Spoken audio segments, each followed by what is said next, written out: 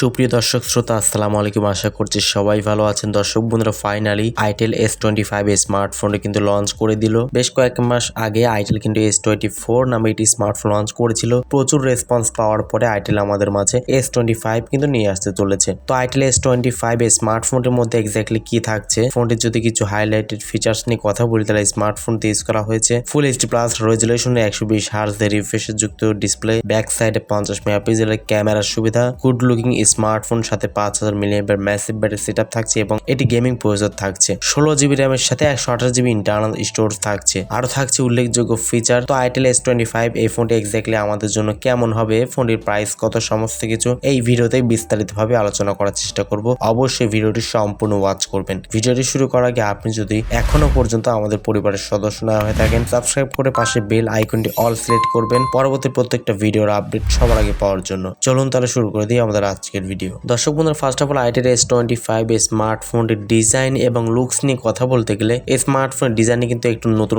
রাখার চেষ্টা করেছে।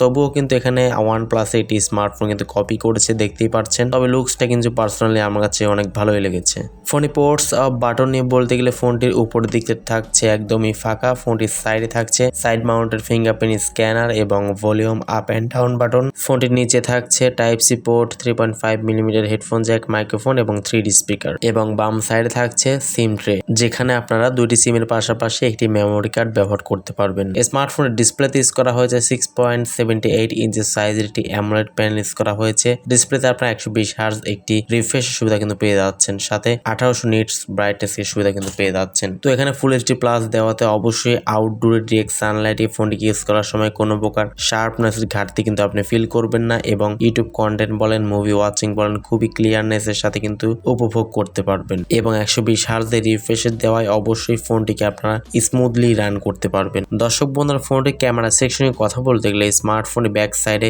বড় বড় দুইটি ক্যামেরা ইউজ করা হয়েছে। মেইন ক্যামেরা হচ্ছে 50 মেগাপিক্সেল এবং সেকেন্ড ক্যামেরাটি 2 মেগাপিক্সেল এটি ম্যাক্রো লেন্স ইউজ করা হয়েছে, এবং নিচে থাকছে একটি সার্কেল শেপের ফ্ল্যাশ লাইট। এবং স্মার্টফোনের ফ্রন্টে কিন্তু 32 মেগাপিক্সেল ক্যামেরা ইউজ করা হয়েছে, যেটি কিন্তু খুবই ইন্টারেস্টিং বিষয়। সেলফি লাভারদেরকেও কিন্তু কোনো প্রকার হতাশ করেনি স্মার্টফোনটি। ফোনটির সামনে পিছনে উভয় ক্যামেরাতে সর্বোচ্চ 2K তে 30 fps ভিডিও রেকর্ডিং করতে পারবেন। এবং এই ফোনটির ফ্রন্টেও কিন্তু আপনারা ফ্ল্যাশ লাইটের সুবিধা পাচ্ছেন।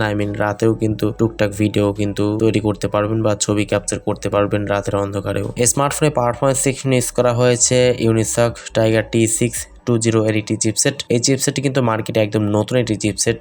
তবে এই চিপসেটটি কিন্তু মোটামুটি যারা ফ্রি ফায়ার লাভার রয়েছেন, ফ্রি ফায়ার খেলতে চান, তারা কিন্তু অনায়াসেই খেলতে পারবেন এবং লো গ্রাফিক্সে কিন্তু স্মুথলি রান করতে পারবেন। এই স্মার্টফোনতে আপনার 8GB র্যামের সাথে 128GB ইন্টারনাল স্টোরেজ পাচ্ছেন। তবে 8GB র্যামের সাথে আরো 8GB কিন্তু ভার্চুয়াল র্যামের সুবিধা পাচ্ছেন, এক্সটেন্ড করে নিতে পারবেন। 8/16GB পর্যন্ত কিন্তু memory card internal storage RAM কিন্তু বাড়াতে পারবেন, এবং 128GB ইন্টারনাল স্টোরেজ থাকছে।